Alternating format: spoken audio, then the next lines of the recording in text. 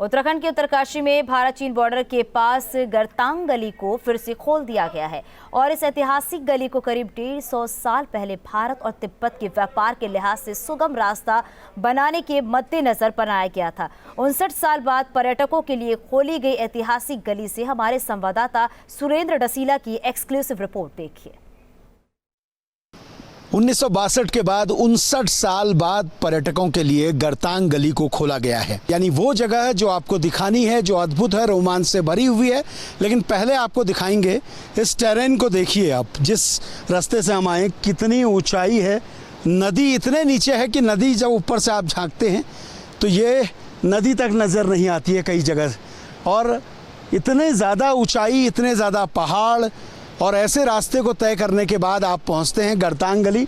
यानी वो तकनीक जिसका प्रयोग उस वक्त तिब्बत और भारत के व्यापार के लिए किया गया था। अब लकड़ियां बदल चुकी हैं, नया रास्ता तैयार हो चुका है और पूरी तरह से ये अद्भुत है और इसलिए रोमांच से भरा है क्योंकि जिस जगह मैं जा रहा हूँ वो असल में कोई रास्ता नहीं है, बल्कि पहाड़ को काट के एक रास्ता बनाया गया था और उसमें लकड़ी का पूरा पुल बनाया गया था। ये देखिए, ये तस्वीरें मेरे विजय सोनी कुमार आपको दिखा रहे हैं। बहुत मुश्किल है उनके लिए भी इन तस्वीरों को अपने कैमरे में कैद कर पाना, क्योंकि ऊंचाई बहुत है, नदी का शोर बहुत है, जाड़ गंगा नीचे बह रही है और ये देवदार की लकड़ी है। देवदार को क्यों चुना गया, इसके पीछे भी आपको बताएं। देवदार एक ऐसा पेड़ है जो कितना भी पानी पड़े सालों तक सड़ता नहीं है और इस पूरे क्षेत्र में देवदार सबसे ज़्यादा प्रमुख तौर पर पाया जाता है। मजबूत लकड़ी है। इसके नीचे का जो स्ट्रक्चर है, क्योंकि हम आपको दिखा नहीं पाएंगे, नीचे लोहे की रॉड्स डाली गई हैं। ऐसा बताया गया है कि लोहे की रॉड डाली गई थी। आज भी वो लोहे की रॉड, लोहे के एंगल मौजूद हैं जो उस वक्त पेशावर के पठानों ने डाले थे। अब इस लकड़ी को बदला किया है, जो सड़ी हुई लकड़ी थी उसे हटाकर नया रास्ता तैयार है। और एक बात ज़रूर ध्यान रखिए, जब आप यहाँ आएँ तो दौड़ के, उछल कूद के इस रास्ते पर मत चलिए, खतरा बढ़ सकता है, क्योंकि आपका एक गलत कदम आपको सैकड़ों फीट नीचे खाई में पहुंचाएगा। आप देखिए, तो इसलिए आप जब भी आएँ सतर्क रहने की ज़रूरत है। गरतांग गली हम आपको दिखा रहे हैं, टेक्नोलॉजी किस तरह हम बता रहे हैं कि बहुत अलग रही। भारत तिब्बत जो ट्रेड होता था, उस ट्रेड के लिए एक रास्ता था जो उस वक्त ज़रूरत था।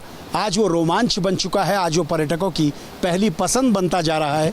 मैं यहाँ से आपको दिखाऊंगा, मेरे विजय दिखाएंगे। देखिए, इस तरफ से अगर आप ऊपर की ओर देखेंगे तो पुल के नीचे लोहे के बड़े बड़े गार्डर्स आपको दिखाई देंगे, जो हम बार बार कह रहे हैं कि लोहे के एंगल्स लगाए गए थे। उस वक्त इस रास्ते को मजबूत किया गया था।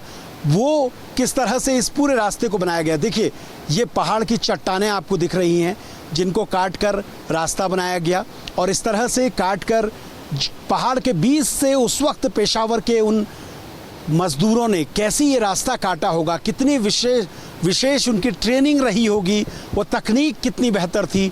इस तरह के लोहे के जो पुराने गार्डर्स हैं आप देख रहे हैं, इनके ऊपर पूरी लकड़ी को इस्टेब्लिश किया गया है, पूरे लकड़ी का ब्रिज बनाया गया है और ख़ुद में बड़ा अद्भुत है। इसलिए हम बता रहे हैं कि ये पूरे रोमांच से भरा हुआ है। अगर आप सामने की ओर देखेंगे तो देखिए, कुछ लोग ऊपर से आते हुए दिखाई दे रहे हैं। जब वो नीचे की ओर आते हैं तो उनको बीच बीच में झुकना पड़ता है, क्योंकि पुल कहीं कहीं पर ये जो पूरा ट्रैक है ये पहाड़ को काट के बीच से निकलता हुआ है, इसलिए आपको झुककर ही नीचे आना होता है। सामने की ओर देखिए किस तरह से ये बनाया गया है। पहाड़ पर आप ये कह सकते हैं कि ये एक ऐसी तकनीक है जिसके ज़रिए उस वक्त लोग रास्ता बनाकर यहाँ से पहुँचते थे, क्योंकि तिब्बत के साथ ट्रेड होता था और इस तरह से नदी के पैरेलल जाड़ गंगा के समांतर होते हुए ये रास्ता सीधे आगे तिब्बत की ओर जाता था। यानी जो लोग ट्रेड करते थे उनके लिए कितना महत्वपूर्ण था। पहले ये अस्थायी तौर पे बनाया जाता था, व्यापार पूरा होने के बाद इस पुल को हटा लिया जाता था। लेकिन बाद में बगौली गांव के धनीराम सेठ ने पेशावर के उन मज़दूरों को बुलाया जो इसमें विशेषज्ञ थे, जो पठार को पढ़ना जानते थे। सामने की ओर ये देखिए, इस तरह के पठार, इस तरह के पहाड़ आपको उत्तराखंड में कहीं और नहीं दिखाई देते हैं, सिर्फ तिब्बत वाले टेरेन पे दिखाई देते हैं। चाहे वो पिथौरागढ़ का क्षेत्र हो, चाहे वो चमोली का क्षेत्र हो, नीतीमाणा का क्षेत्र हो, या फिर वो उत्तरकाशी का नेलोंग का क्षेत्र हो, आपको इस तरह की चट्टानें दिखाई देती हैं। इन चट्टानों को काट कर ये पूरा रास्ता तैयार हुआ। आप इस रास्ते को देखिए, इस तकनीक को देखिए जो उस वक्त बनाई गई। अब 59 साल बाद ये पर्यटकों के लिए खोली गई है और इसके बाद बड़ी संख्या में पर्यटक यहाँ आ भी रहे हैं।